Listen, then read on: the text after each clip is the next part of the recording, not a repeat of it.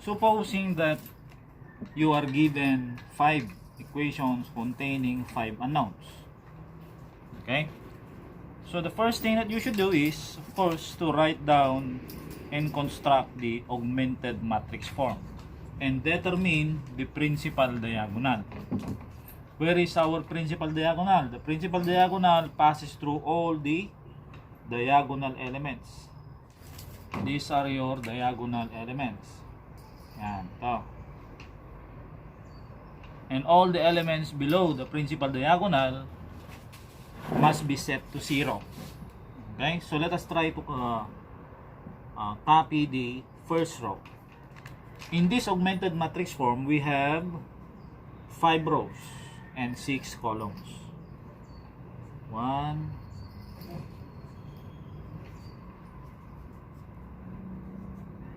okay, so this must be 0. What are the new values of these elements? What are these? Okay? Ano ang mga value nito?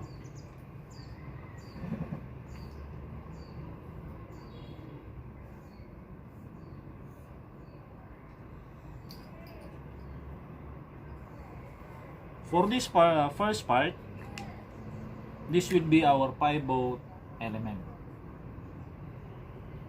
Okay? So it will just be, kung susundan mo yung ginawa natin kanina, this is 1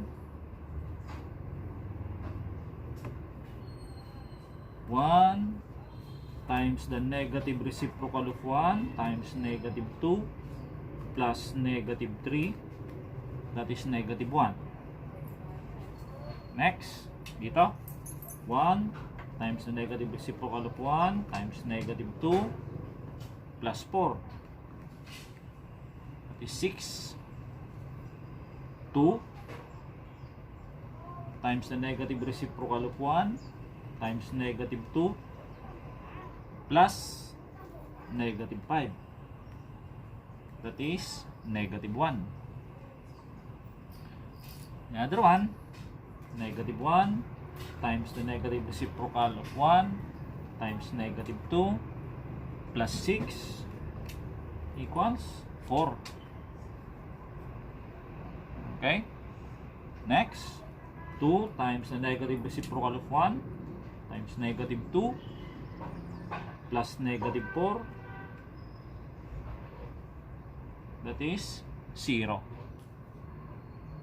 What we did is we just eliminate your A between equations 1 and 2. Okay?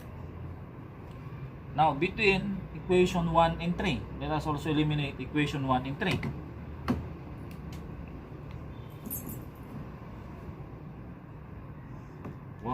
Times the negative reciprocal of 1 times negative 5 plus 2,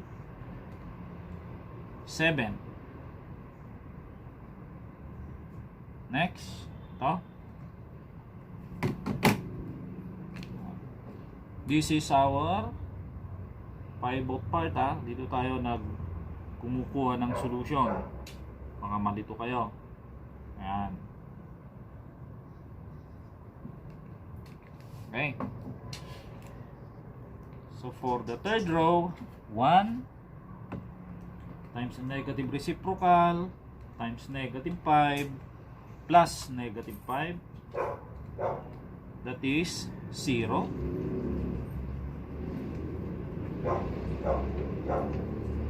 Okay, next, 2 times the negative reciprocal of 1 times negative 5 plus negative 6 is 4. Next, negative 1 times the negative reciprocal of 1 times negative 5 plus 7, 2. Last element of the third row, that is 2 times the negative reciprocal of 1 times negative 5 plus negative 3 equals 7. Okay? Fourth row, dito tayo. Fourth row, 1 times the negative reciprocal of 1 times 1. 1 times the negative reciprocal of 1 times 1 plus 3. Plus 3. That is the new value. 2. Next, 1 times the negative reciprocal of 1 times 1 plus negative 4 equals negative 5. Next, 2 times the negative reciprocal of 1 times 1 plus 1 equals negative 1.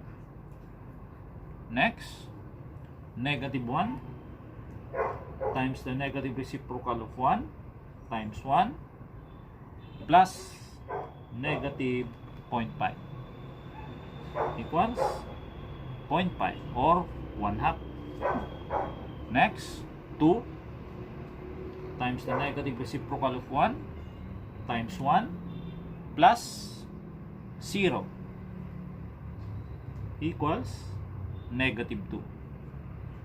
In the last row, okay, dito na tayo sa last row, 1 times the negative reciprocal of 1 times the negative reciprocal of 1 times negative 2 plus negative 2 equals 0. Next, 1 times the negative reciprocal of 1 times negative 2 plus 1 equals 3. Next, 2 times the negative reciprocal of 1 times negative 2 plus negative 8 equals negative 4. Next, negative 1 times the negative reciprocal of 1 times negative 2 plus 2 equals 0. And the last element, 2 times the negative reciprocal of 1 times negative 2 plus negative 5 is negative 1. What we did as an equivalent mathematical operation is just eliminating your variable a in equations 2, 3, 4, and 5. Correct? We eliminated your variable a from equations 2, 3, 4, and 5. Next, we will try to eliminate also your variable b from equations 3, 4, and 5. So we will be working on this. Ito.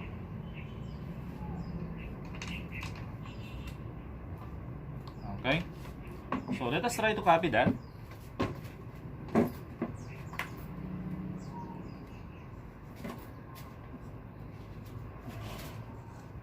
Change this first two elements into 0, except of course for the last element kasi 0 na siya. Okay, and find the value of this. 6.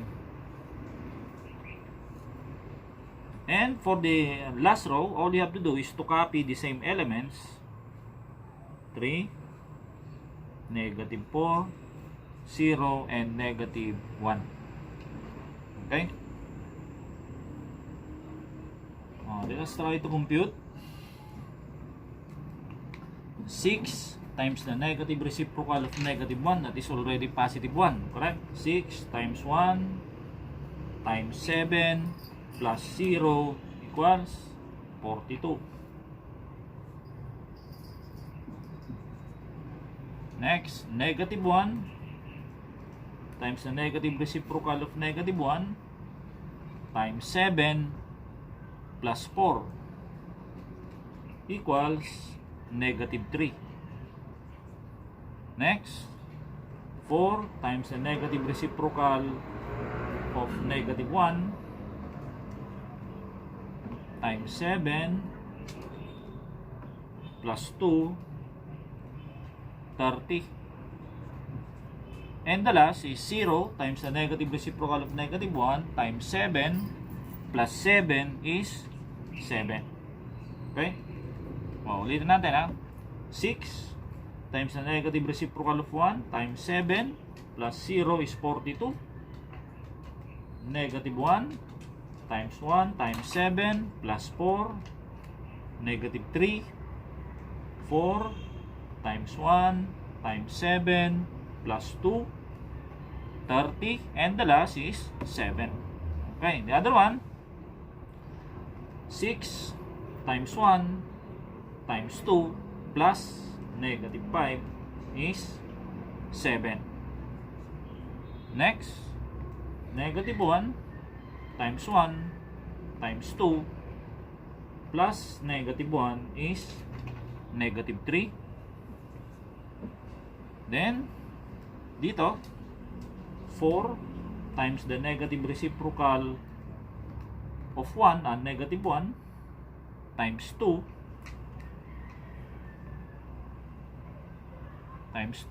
plus 0.5 equals 8.5.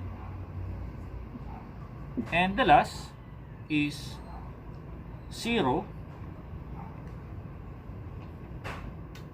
times the negative reciprocal of negative 1 times 2 plus negative 2 is negative 2. Okay? Let us try to recheck. 6 times 1 times 7 plus negative 5. Correct? 6 times 7 plus 0. Tama, 42. Negative 1 times 7 plus 4, negative 3, 4 times 1 times 7 plus 2, 30, and the last is 7. Okay, 6 times 1 times 2 plus negative 5, correct, 7, negative 1 times 1 times 2 plus 0.5, negative. Okay, ulitin natin na banda rito. Negative 1 times 1 times 2 plus negative 1 is negative 3, correct. Dito 4 times 1 times 2 plus 0.5, negative positive 8.5, and the last is 0 times the negative reciprocal of negative 1 times 2 plus negative 2 is negative 2. Okay. Next, this is our principal diagonal. Okay, we will be dealing with this one, this particular elements. And this will be our pivot, new pivot element. So, as well as this. Okay, we try to copy this one. That is 42, negative 3, 30, and 7. We convert this into 0. What are the new values? Okay. Let us compute the modified value of this. So it will be negative 3 times the negative reciprocal of 42 times 7, correct, plus negative 3. The value is negative 2.5. Okay, next 30 times the negative reciprocal of 42 times 7 plus 8.5. The value is 3.5. And the last element, that is 7 times the negative reciprocal of 42 times 7 plus negative 2. And that is negative 3.167. Okay. And for this one, it will be negative 3 times the negative reciprocal of 42, that is negative 1 all over 42 times 3 plus negative 4 is negative 3.786. Second to the last element, that is 30 times the negative reciprocal of 42 times 3 plus 0 equals negative 2.143. And the last element being 7 times the negative reciprocal of 42 times 3 plus negative 1 is negative 1.5. Okay? That is equivalent to eliminating your variables A, B, and C in equations 4 and 5. Okay? Because the last part of our solution now will be this. Yan, ito. Yan. Let us make this equivalent to 0. Okay? So if we try to write down a new matrix, that is negative 2.5, 3.5, and negative 3.167. This one is 0. What are the new values? Okay? Computing, that is 3.5 times the negative reciprocal of 2.5, negative reciprocal of negative 2.5 times negative 3.786 plus negative 2.143, and that is negative 7.443. So the last element will be negative 3.167 times the negative reciprocal of negative 2.5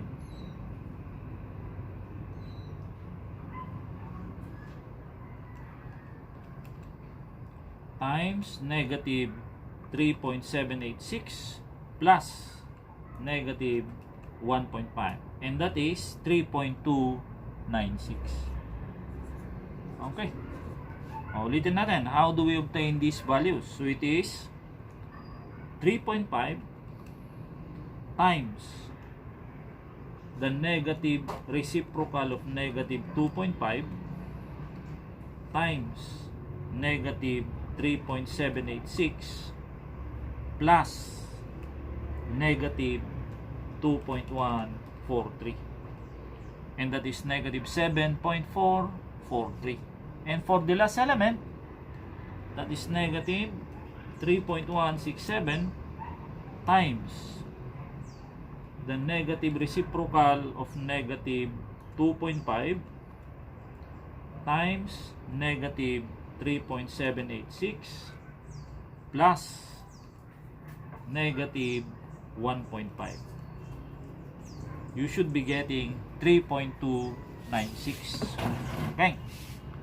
If you can recall, this is for A, B, C, D, and E. This one is for B, C, D, and E. And this is for C, D, and E. And the other one is D and E. It is understood, therefore, that the last row, the last element here, is the numerical coefficient of your variable E. 1, 2, 3, 4, 5. So if you start at the fifth row, all the rest of the components or numerical coefficients are zeros except for E, that is negative 7.443 times E is 3.296. So you can have here the value of E. 3.296 divided by negative 7.443, that is negative 0.443. And at the fourth row, we can make use of this. Negative 2.5 of D plus 3.5 of E is negative 3.167. So we can have the value of D. Okay? Times 3.5 times, and we transpose it in the other side, minus 3.167. We divide both sides by negative 2.5. That is 0.647. 0.647. Okay. We already have with us the value of D and E. We can make use of this. Pang ilang row ito? I think this is the third row. Okay. So at the third row, this is 42 times C minus 3 times D.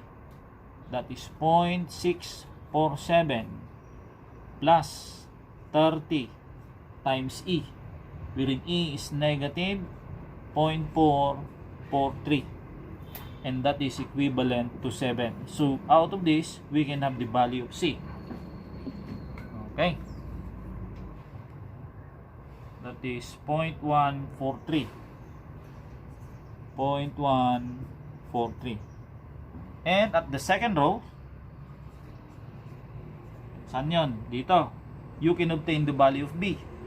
So this is negative B plus 6 times C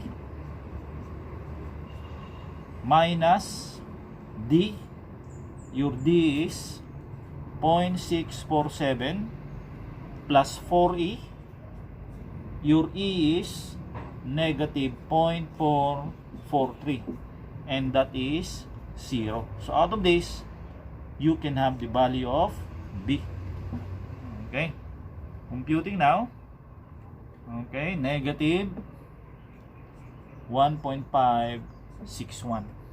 And finally, using the first row, ito, A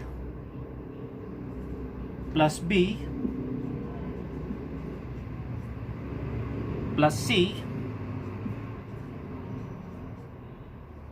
plus D plus 2D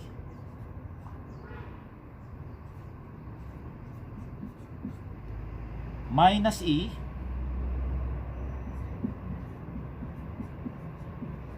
is equivalent to 2. So we can have the value of A. Okay? So the value of A is negative 0.319. Ayan. Okay? So this is one way of solving equations, no, at your disposal. You do not have to memorize and analyze any procedures here, because the method itself is systematic. Ibig sabihin, automatic yon. Once you memorize the sequence, pare-parehas na diyan, ulit-ulitom lang.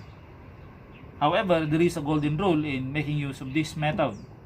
Well, that is the golden rule is applicable to everybody or to any rule. Never commit a mistake. Most especially in the pivot element. Pag nagkamali ka sa pivot element, all the rest will follow. Okay? Questions? Now, let us talk about your computer solution. How about if you will make use of your computer solution? Possible yun. Okay? We are talking here about Excel, no? Microsoft Excel.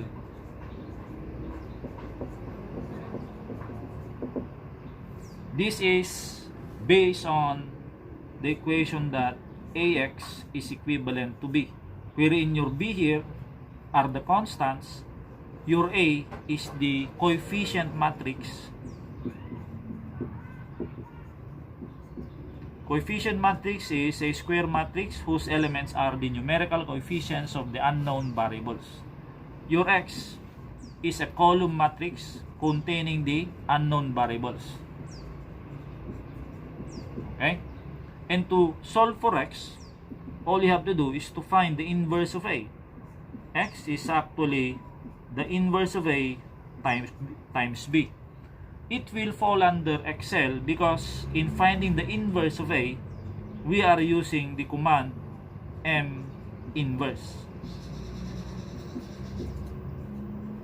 And to obtain the value of x, you need to multiply these two. That is where your m multiply will come in.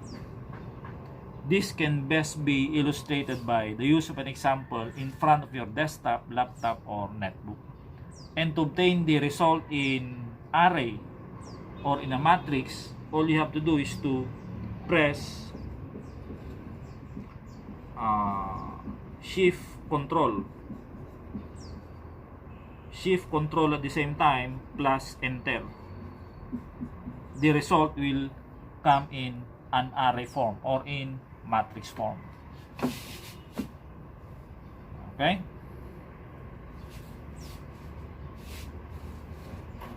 That is all for today.